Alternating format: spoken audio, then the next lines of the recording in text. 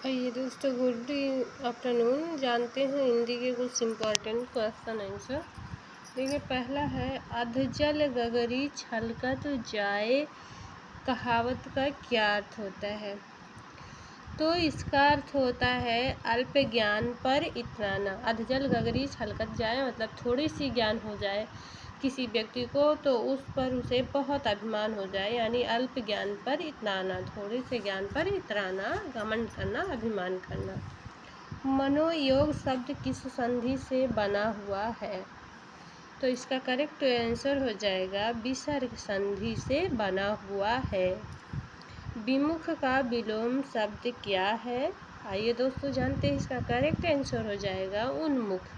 विमुख का विलोम शब्द उन्मुख है। ये आपके क्वेश्चन आपके एग्जाम कंपटीशन में आ चुके हैं, विगत वर्षों संयुक्त प्रवेश परीक्षा में आ चुका है 2016 में।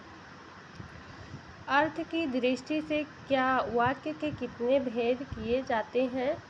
तो अर्थ की दृष्टि से वाक्य के 8 भेद किए जाते हैं। पहला है विधानवाचक, दूसरा है निषेधवाचक, तीसरा है आपका आज्ञावाचक, चौथा है प्रश्नवाचक, पांचवा है इच्छावाचक, छठवां है संदेहवाचक, सातवां है विस्मयवाचक और आठवां है संकेतवाचक। 8 अर्थ की दृष्टि से वाक्यों को 8 भागों में विभाजित किया गया है। भेद में कितने भेद हैं? 8 भेद हैं और इसके सभी भेदों के नाम हमने आपको बता दिए। इसका करेक्ट आंसर हो जाएगा 8।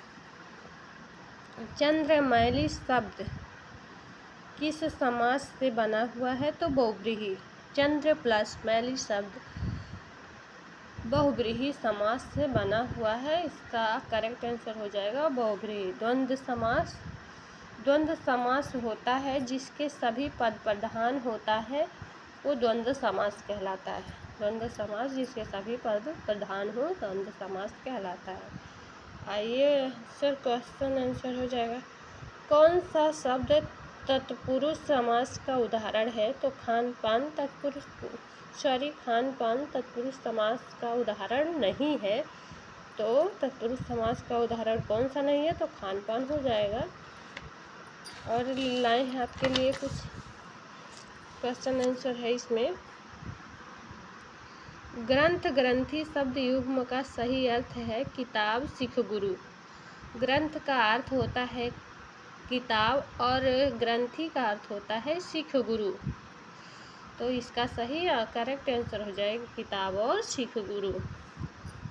रिक्शा किस भाषा का शब्द है? क्वेश्चन में आता है ना ऐसा वर्ड।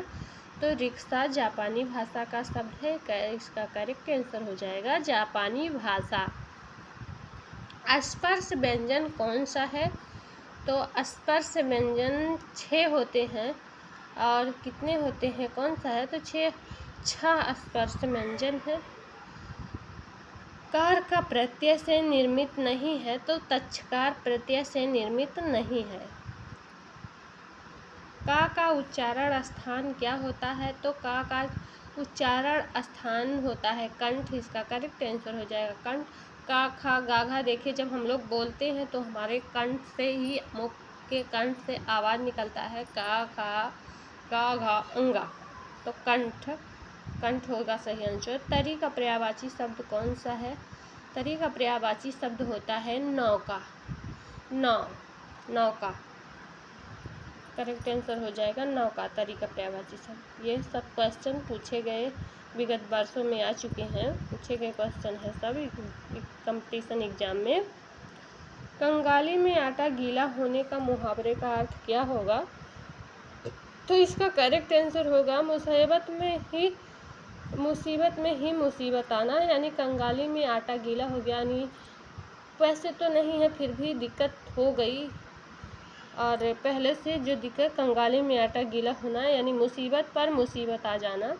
तो मुसीबत में मुसीबत आ जाने, इसका सही आंसर मुहावरे का सही वाक्य हो जाएगा इसका, इस कहावत का, मुसीबत में मुसीबत आना।